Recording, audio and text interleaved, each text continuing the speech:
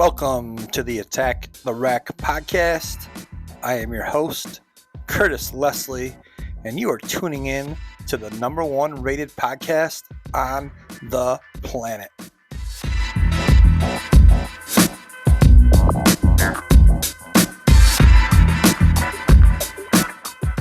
And welcome to the program. Today we are actually on the campus of Byron Center High School. We're going to be talking with head varsity boys basketball coach at Byron Center, Joe Rodriguez. Joe Rodriguez is a longtime coach here in the West Michigan area. He's going to be sharing with us his thoughts on keeping things simple, and he's also going to share with us the most unique form of compensation you've probably ever heard that a coach has ever received. He's also going to share with us his 5 favorite basketball players, a few of his favorite basketball movies, and his 5 favorite hip-hop artists.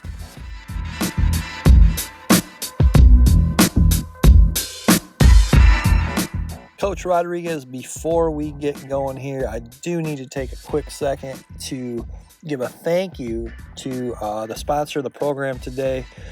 Today's sponsor is dogs. Dogs are a great pet. They're a man's best friend. Great to have around the house. Great for teaching our youth responsibility in regards to feeding them, taking them for walks, etc. And without further ado, let's get into this talk with Byron Center Bulldogs head coach, Joe Rodriguez.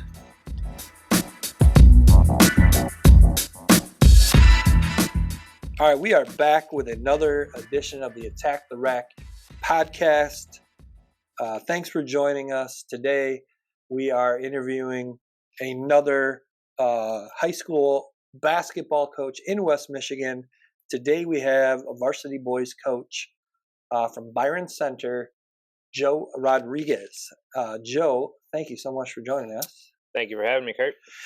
Today, we're going to dive into kind of simplifying things, especially kind of as the season begins, maybe not overcomplicating things, kind of growing into where you're trying to go. Speaking of beginning of the season, this year in the state of Michigan, boys basketball started a week or two later than normal. How has that affected your preseason? It's been a little different for sure. There's been, timelines that we've been doing for, my 12, 13 years of coaching, where you kind of have an agenda, in your off season going into your preseason, and organizing scrimmages, trying to have things implemented on certain days of practice and tryouts, especially. All those things have been affected with this different timeline, especially starting the week of Thanksgiving. It's really not a full week of practice and tryouts. So there's been a lot of adjusting that's been going on this season, this early season. We're only in week 2 here, but we already begin our first game next Tuesday. So really about a week and a half of practice time with your team before you're thrown right into the mix. Add to the fact that we're adding 2 more games this season. So 2 more games during the regular season and 1 week less of practice has definitely created some challenges. But, we adjust and everybody's in the same boat. So that's where we're at. Yeah, and you say, a week and a half to get ready, for your first game. That week of Thanksgiving, which is Monday, Tuesday, Wednesday, most programs, that's when you're doing tryouts. So you get done with tryouts, and now you really only have a week to get ready for that first game. I could see players liking that. Obviously they're chomping at the bit to get to that first game. From a coaching perspective, I can see that being quite a challenge, and I would, what we're going to talk about today, simplifying things, I can see that being even more important in the situation you're in this season with having such a small amount of time to prepare for that first game. Before we dive into that, Joe, let's talk about your history a little bit. You played basketball at Fennville High School, which is in West Michigan, a little bit south of Holland.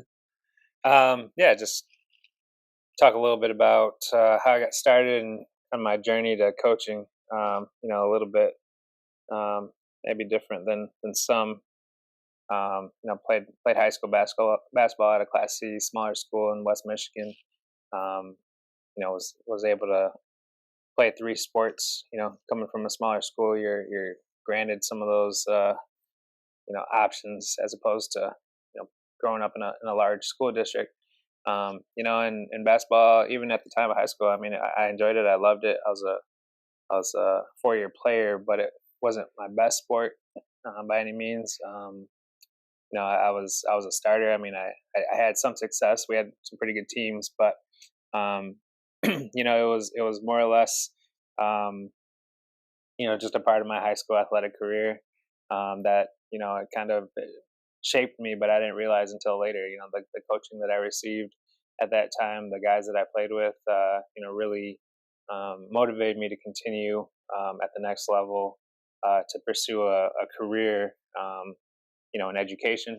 Because I knew that it was something that I wanted to get into as far as coaching goes, and I just had a great experience in the high school basketball team, and I felt like that was where I could connect the best with my peers, my teammates, with my my coaches at that time. And so got into education, went to Western Michigan University, and got into education, and began working with intramural programs, and then slowly worked my way into doing some summer camps at Western with their basketball program, and just kind of a journey that was I had a vision early, but it took some time.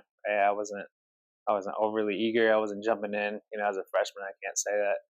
I used up my 4 years at college of really investing a lot of time into coaching, but it was something that I always knew I wanted to do, and was at the end of the road journey once I graduated college. So I got some great experience in college working with the younger guys at some summer camps, and that just continued right into post college, where I was able to jump on staff at Fennville and help you out a little bit, and that kind of started along 12, 13 years now of coaching basketball. It's been great.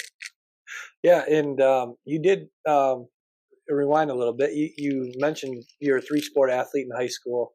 I had a really good conversation on a previous podcast with Zeeland East varsity boys basketball coach Jeff Carlson, Mm-hmm. and we talked a lot about the multi-sport athlete, and he was a big proponent of it. He felt like playing multi-sports could help help his basketball players. Mm-hmm. You come from an era similar to us. In fact, you and Jeff are, I think, probably about the same age. Back then, there was AAU, Mm-hmm. but only the elite of the elite players actually even played AAU. Right. So there was a lot more kids playing multi-sports rather than in the spring they're playing AAU. Mm-hmm. Not, back then in the spring you're playing baseball or you're doing track. Mm-hmm. How do you feel that you being a multi-sport athlete and playing football and playing baseball, how do you think that translated to the basketball court? Yeah, that's a great question. It's kind of a hot topic of debate that's continues to be discussed, especially at the high school level. There's just so much opportunity for kids these days.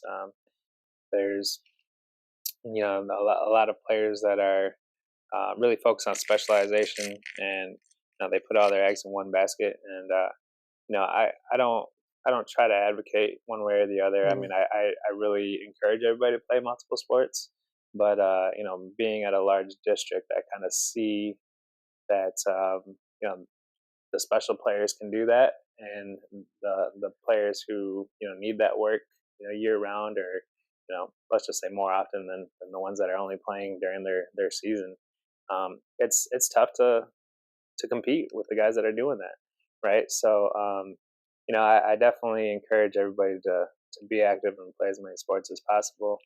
I'm a fan of all of them. I'll go and support them, and I believe that we can find time around those schedules to get workouts in. But in today's age and the times, we just kind of see that there's enough guys that are specializing that you kind of have to keep up with the Joneses, if you will, right? You have to continue to work on your game, no matter what sport it is, and you have to do that year round. So it's definitely a different time, different era that we're in right now, and I try not to be the guy that says it's worse or it's better. Or it's just different, right? So we got to adjust, and coaches got to adjust, and we have to share our athletes, and we got to communicate with parents and make sure that we're providing enough rest time. That's huge for me too, right? Like, it's one thing to say I want you to play every sport and be active in everything we do, and then wonder why they have injuries, right? These are 14, 15, 16, 17-year-old kids, and we got to remember that. Yeah, and you coached a lot of AAU. I coached AAU with you, and it was an absolute blast. I loved it. Yeah. But yeah, there's nothing wrong with that in any way, shape, or form. But there does need to be a balance, and that's something that's kind of been a theme that we've naturally gravitated towards in some of these conversations I've had with coaches. Is you need to have a balance. If you're going to play AAU, that's great. There's nothing wrong with that. Obviously, playing the game, you're getting better, but you also need to put in the time on your individual skills, because you go to a weekend AAU tournament, you play 5 games, you might get up 30, 40, 50 shots in the entire weekend. That's just not going to cut it if you want to become a better shooter. You might make 40 passes in a weekend, Right. but that's not going to cut it. Right. So you need to find a balance of spending time in the gym, working on your individual skills, as well as playing the game. And that's a huge benefit of AAU, is it gives kids an opportunity to play the game, especially in an era where, when we were growing up, we would call up our friends and go play 3-on-3 in the driveway, right, or go to the park and play 5-on-5. Right. The kids don't do that anymore. Right. So AAU does provide an opportunity to play the game, and that certainly is a benefit. All right, so Coach Rodriguez, you mentioned when you were in college, you went to Western Michigan University, and you worked some camps while you were there. What did those camps look like? Yeah. And what was your role in those camps? Right. So it kind of evolved, for, I think it was 2 summers where there were different roles. The first year was more or less I was, the eager student, trying to get into the program any way that I can, and trying to show that I can, help out, and just willing to lend a hand. So it's kind of more like I would say like a basket coach, right? You would go and take this group, and they would rotate, and you would help out, and I'd be there amongst some of the players, and then some of the other assistant coaches, and maybe 1 or 2 other coaches that are around or signed up to help out. The second year, I took a little bit more of they changed staff, so maybe that was a reason as well. But I was a little bit more hands-on, had my own team, if you will, and it was a youth camp, so the benefit of it was, not only for me to get my feet wet and kind of, start what I was trying to get into, but it was just being around a Division I program, right? Their coaches, their players. I would hang out afterwards and watch them practice, or watch them get some workouts in, and it was an immediate. I fell in love with it right away. Right, this is what I want to do. All right, yeah, and after graduating Western, you became a JV boys basketball assistant at your alma mater. Full disclosure, head coach was myself. That was a ton of fun. That I definitely learned a lot from you. As an, I was head coach, you were the assistant, but obviously you jumped in right away after. I believe you had to miss a practice early on for a graduation party, which was trumped by Mr. Derek Jeter Is that a true story? Yeah, that's a true story. That's a good story. Yeah. Thinking back now, I was a December graduation student, so kind of right in the midst of finishing school and then jumping into the basketball season, which had already obviously was already in full swing.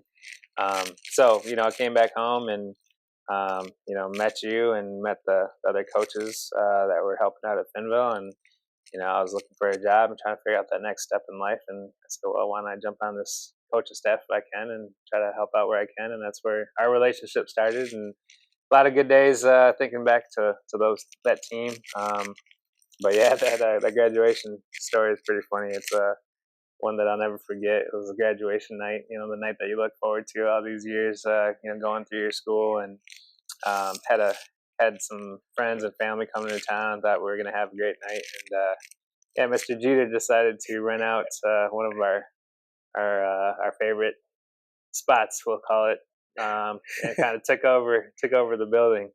So it was not as an eventful night that I had hoped it'd be, or that I had planned in my head.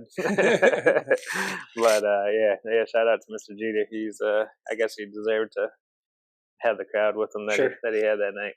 Sure. Stole my thunder though.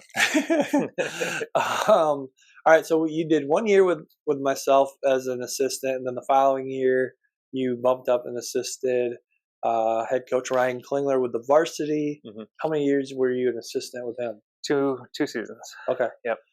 And then from there. Yep. From there, I got a head coaching job at a high school called Lawton, which is over in Kalamazoo area.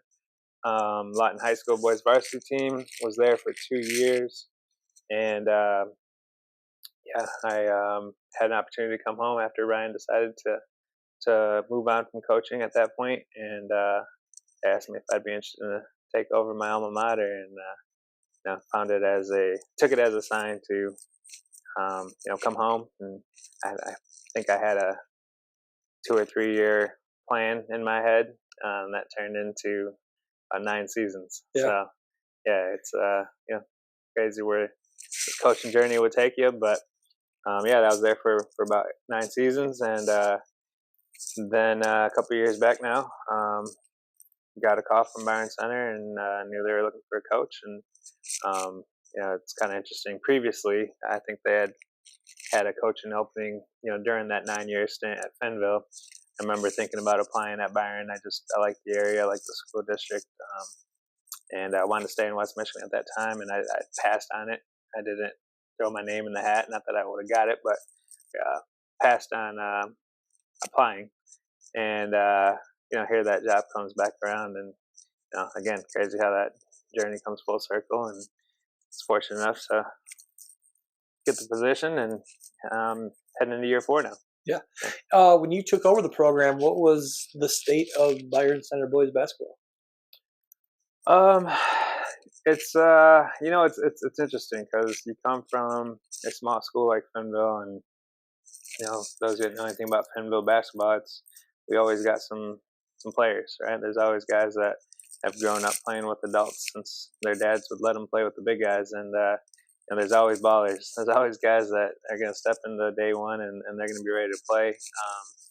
And then you come over to a large school district, and it was in my head, I'm thinking, wow, these guys are strong, they're physical, they can play, they can move, and you quickly realize that the talent pool or the teams that you're playing against are just as good, if not, well, in our case, much better than what we were seeing. So it's been a little bit of a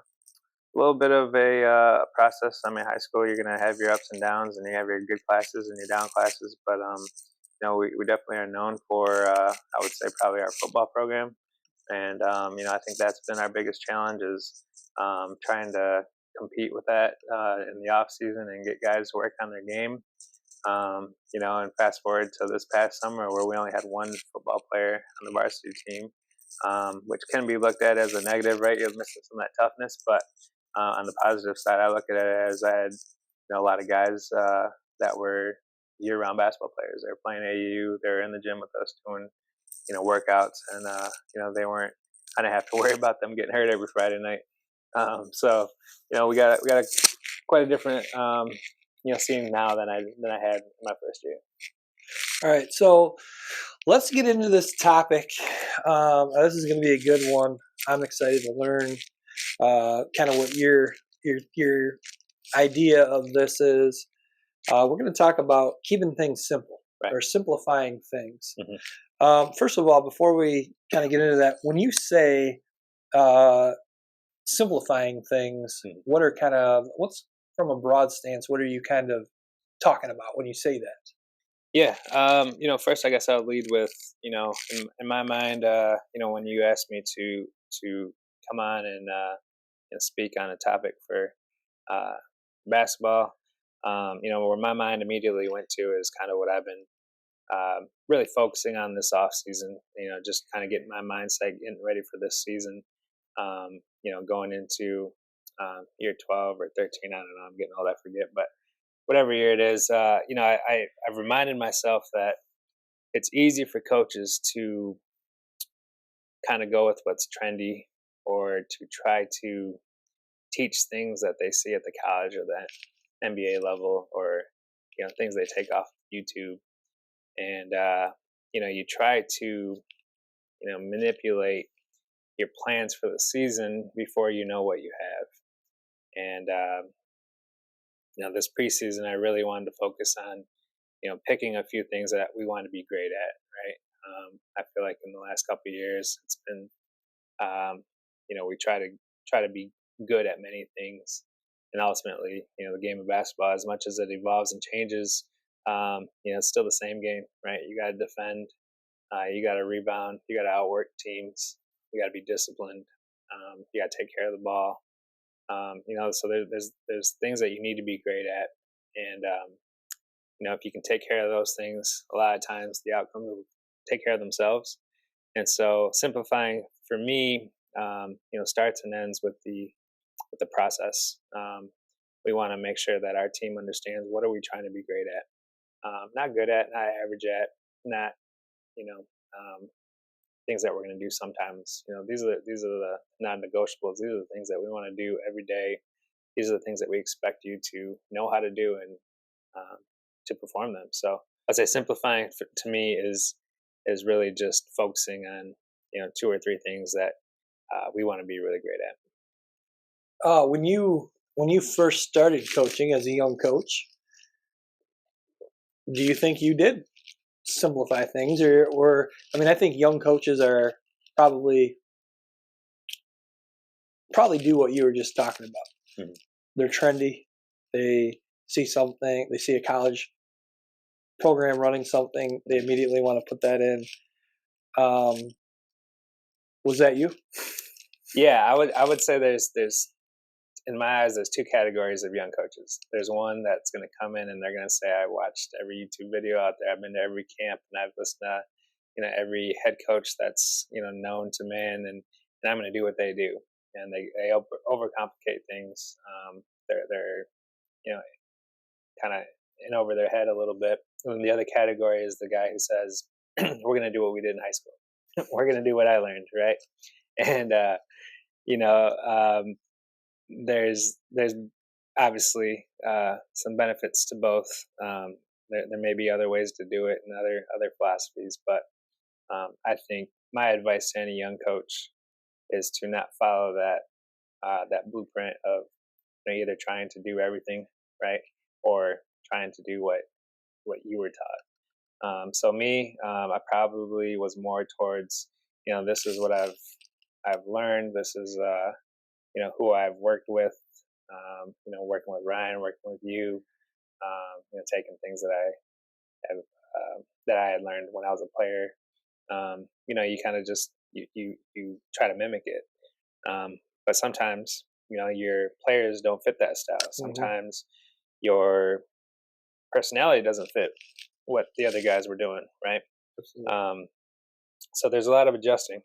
So again, I'm going to come back to it. When you simplify things, if you look at in either of those scenarios, you can watch every YouTube video, but pick out, more often than not, those videos are going to come down to, the basics, right? The fundamentals. And it's going to go back to the same thing with what you learned as a high school player or coach.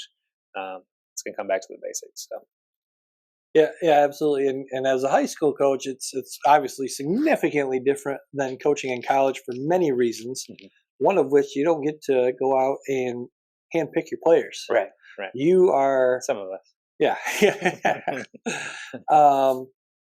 You have what you have, and if you have a certain philosophy or system in mind, it might not work with the talent or the skill set of the players that you have. Mm-hmm.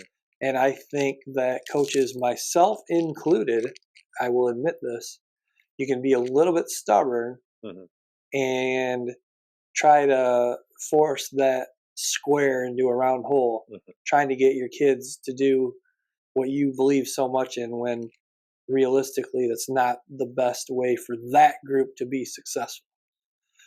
Certainly there's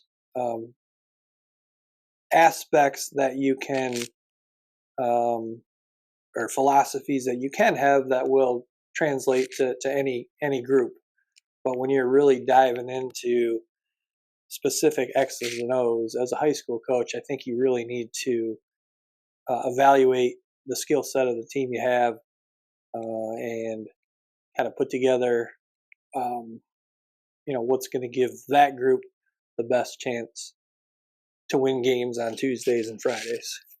Yeah, absolutely. All right, we're going to take a quick break, and then we will come right back with more of the Attack the Rack podcast.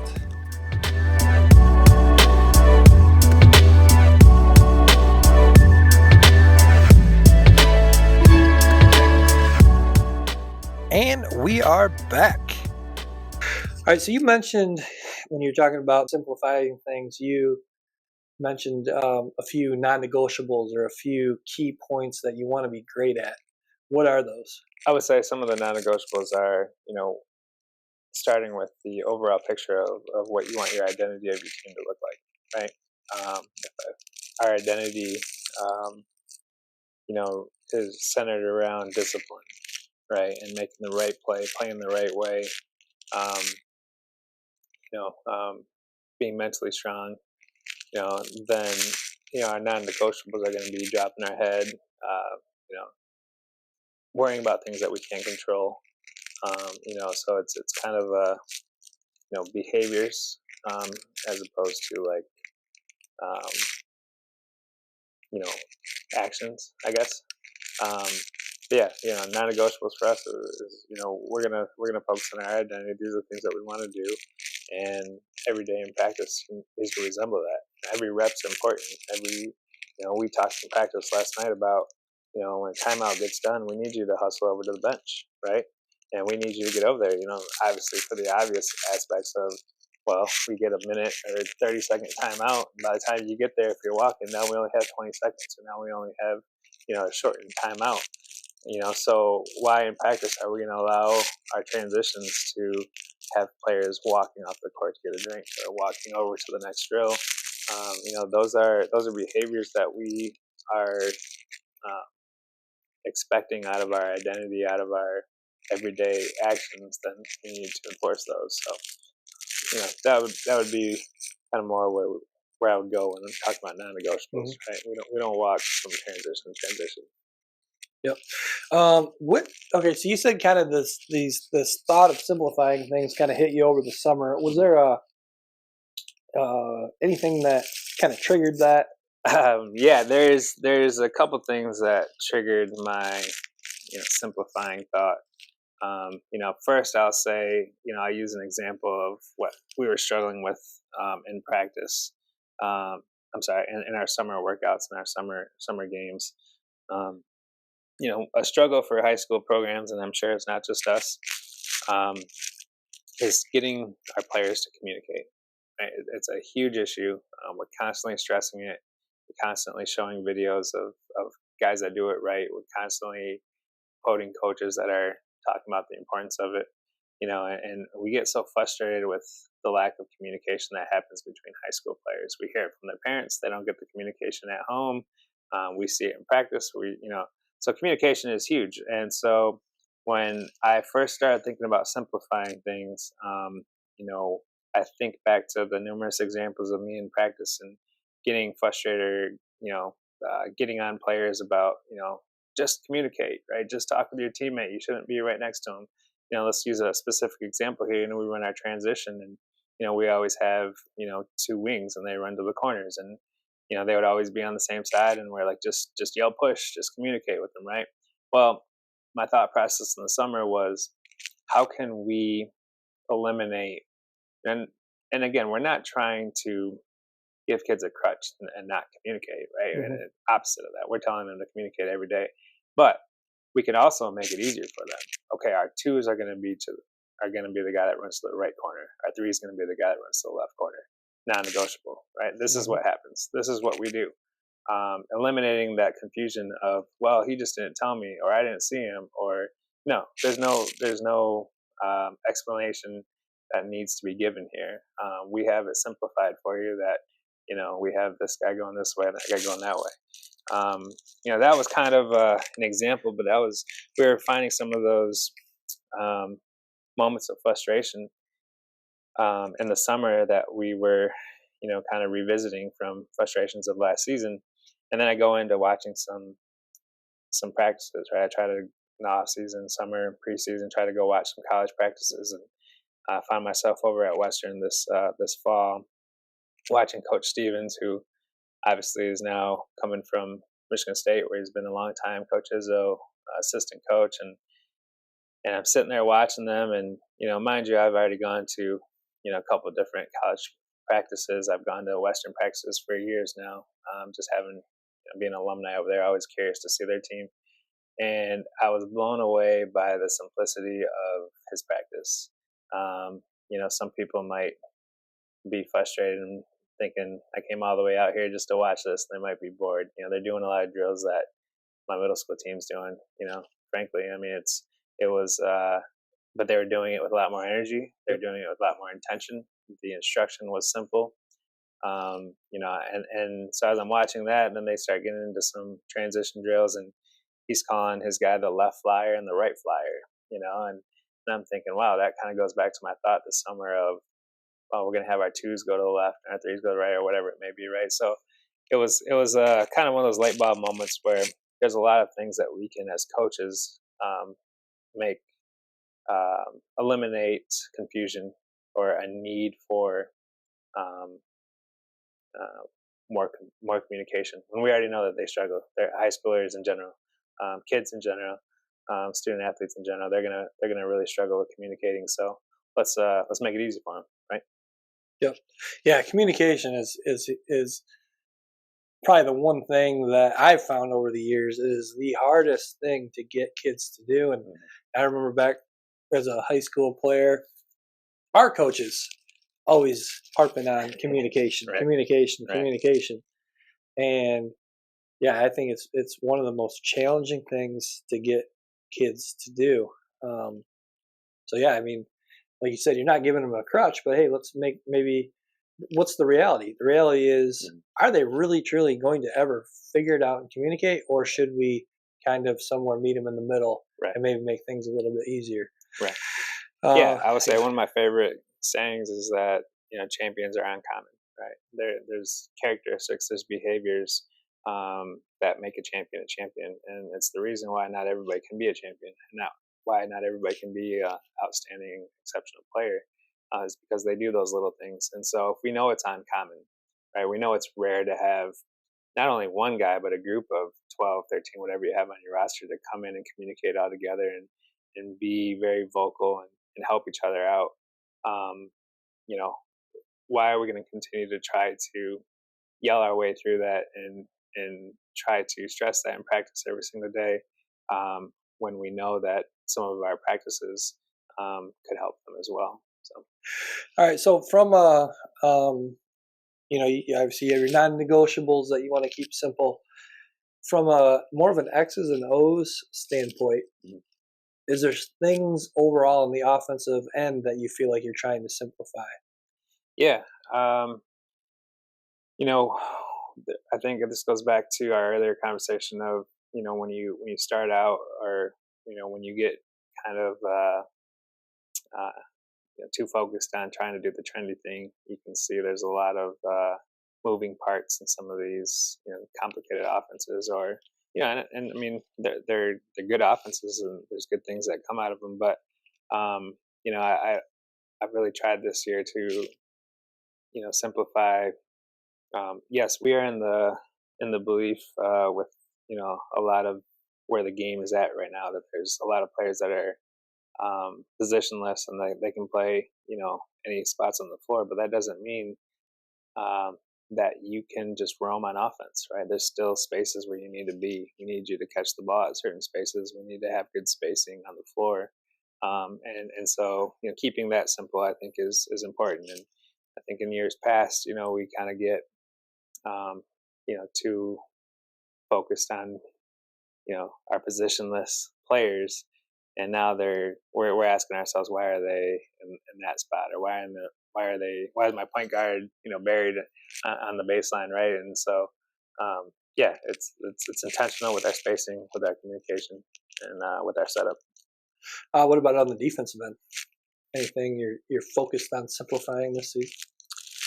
Yeah, I mean, one thing, again, that I reference back to Coach Stevens' practice, and something that he told me afterwards. He said, he wasn't sure how good they were going to be, but he said, we're gonna get out and run, we're gonna rebound, and we're gonna defend. And that sounds simple, and it sounds like that's what everybody tries to do, but we're focusing on it. We're gonna sit down, and we're gonna defend you. We're gonna go out and try to get stops and not steals. Okay. Yeah. Right. From a personal standpoint, as a head coach, as you plan practices, as you put together scouting reports, as you think about what your pregame, your postgame, even your halftime might look like, have you implemented anything personally for yourself to simplify those types of things? Yeah, I think one thing that I would reference to is something I tried to do last year. It's easier said than done, but especially after a loss, I think the quote that I heard last year was, when you win, say less, or when you win, say little, and when you lose, say less. It's in that moment, they're probably not trying to be coached, right? They're trying to recollect their thoughts and figure out what just happened.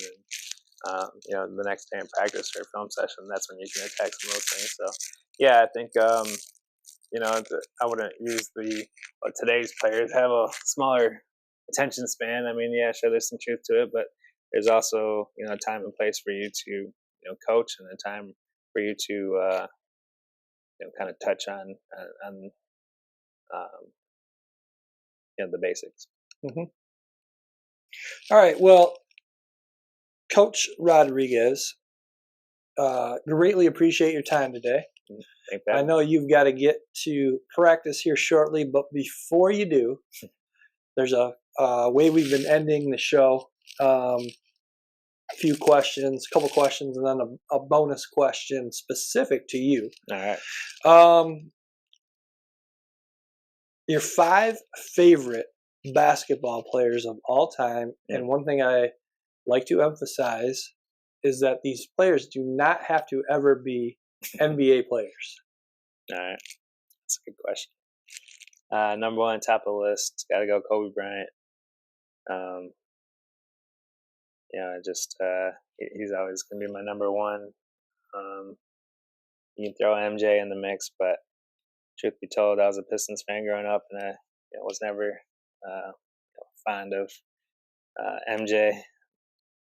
Michael was more of my favorite afterwards, when you start to appreciate him and he's not beating up on your home team. Number 3 and 4, I'll throw some wild cards out there too. My favorites, Shawn Kemp. One of the reasons I had a Seattle starter jacket growing up, one of those elementary days. I had the Hornets. And then I had a Hornets one. Okay. Yeah, I was actually going to go this guy with number 5, but I'll throw him at number 4 for you. Larry Johnson, Grandmama. Yep. Definitely a favorite of mine. I can close my eyes and see him dunking on the start of Saturday morning inside stuff. Oh yeah. And then number 5, one of my favorites, one of my go-to guys when I need to show a player the right way to play. Chauncey Billups. He was, in my eyes, he was the reason why Pistons came back the way they did, and I'll forever be grateful for Mr. Big Shot. Absolutely. I couldn't agree with you more about Michael Jordan. Obviously, I grew up as a Pistons fan as well. Couldn't stand the guy back then. But as, over the years, you start to realize, wow, not only was he an amazing player, but he was a lot of fun to watch. Yeah.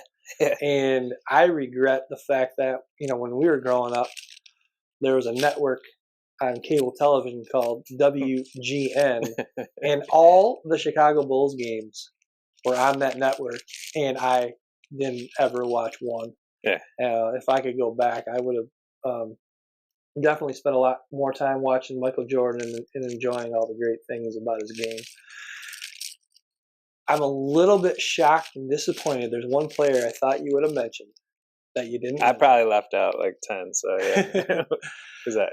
This is a player that I know you never got to see. But how can we have a program here with a former Fennville basketball player, a former Fennville coach, a longtime resident of Fennville, and not mention the great Richie Jordan? Yeah, I didn't know how many people in the podcast world would know the name Richie Jordan, but let's put him at number 6. All right. Sound good. All right, and if you don't know who Richie Jordan is, look him up. Probably one of the best high school athletes ever to come out of the state of Michigan. I believe it. I don't know about anymore, but he was, last I knew, the only high school athlete ever in the state of Michigan to be in the National High School Hall of Fame. And that was because, yes, there's been a ton of incredible athletes to come out of Michigan, but he was such a star in football, basketball, and baseball. I believe, at least as he entered Michigan State University, played all 3. Yeah, he was pretty incredible. I encourage everybody to look up just a little bit of his story. I mean, first of all, I would just say that he was 5'8", if that, and that speaks for itself. Yeah. All right, Joey, next question. Favorite basketball movies? Love to get 5 out of you. Might be a challenge. At least give us 3. That is another good question. Well, do documentaries count? Absolutely. Fab 5 documentary number 1. Yeah. And then the Chicago Bulls documentary, The Last Dance. Thank you. I guess those are my top 2. I'm a big documentary guy. I'm a history buff, especially when it comes to sports. So those would be my top 2. But then movies, and a lot of cliche ones I could probably go with, but and kind of go off the cuff here. White Man Can't Jump. Yep, absolutely. That was a good one. Yep. Above the Rim. Oh, yep. How many is that, 4? Yep. Man, I want to throw Coach Carter in there, but I feel like that's just too cliche. Yeah, I'll go. How about Air Bud? Can't throw Air Bud. He Got Game. We'll go. He Got Game. Okay, good one. Yeah. And Coach Walters mentioned Above the Rim as well. And one thing that I, brought up, and I know we're going to get into this next. Above the Rim had an incredible, if not the best, all-time soundtrack. Yeah, absolutely. Incredible soundtrack. And that does lead into our bonus question. Oh, boy. Coach Joe Rodriguez and myself certainly have the love of the game of basketball and coaching in common. There's something else that the two of us have in common something we've enjoyed speaking about over the years and debating as well. It's fun to debate. It's like fun to debate our all-time great basketball players. It is also fun to debate 5 favorite MCs. I know you and I both were hip hop heads. Have that in common. It's been something over the years we've talked a lot about. 5 greatest MCs in your opinion. They don't have to be in order. Just your top 5. No. I'm sorry, not top 5. Your favorite. My favorite. Your favorite, not necessarily top 5, but your favorite. All right. Well, before I answer that, I have to give a little bit more history on me and your connection with music. Going back to our previous conversation about my first coaching gig, I assisted you at Fennville on the JV, and there's that awkward moment at the end of every season for head coaches, especially at the lower levels, when you have to decide how much you are going to compensate your assistant coach. And sometimes that's easier when you come from a district that has endless resources. But most often, there's you gotta get creative with it, and so I just will say to our audience, and thank you for this, because it's not only a great story, but it's it's funny to think back and laugh at. My compensation for helping you that season was some DJ gear. And that does not don't mix it up. That's exactly what it sounds like. I believe it was some DJ lights. It was, and a power mixer, and yeah. So you kind of got me started, and we did a few DJ gigs together. So our musical, our friendship, is centered around a lot of mutual interests. Basketball and music being the other. So and I would love to know, in the history of basketball, has there ever been a coach that has compensated an assistant coach with DJ lights and a power mixer? I don't think so, but it is still sitting in my garage. My wife would love me to get rid of it, so there is a young coach out there that is interested in coaching for some DJ gear. I would gladly part ways with it.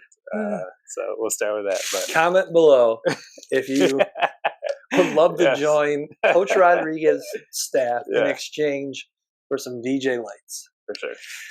Still working. Last I checked. Yeah. All right. Top 5 MCs, favorite MCs. Favorite 5 MCs. That's a tough one. But easy for me for number 1, my all-time favorite go-to, still listen to this day, no matter if it's his old stuff or new stuff. I'll go with Jay-Z, Mr. Sean Carter. Number 2, favorite artist of all time. I'll go to a group. I'll go to Outkast, where I know you also will agree with me on that one. Where we will listen to them quite a bit on our previous road trips on our AU teams. Mm-hmm. Number 3, let's throw somebody new in there just for gain some of our young audience here. If there's anybody out there listening, we'll go with J. Cole. Mm-hmm. Very, very fond of not only his lyrical ability, but it's fun to see him playing basketball. Yeah, tie it all in here, right? Mm-hmm. And I'll go one more for you. I don't know if I get to 5 today, but number 4, I got to go with Eminem.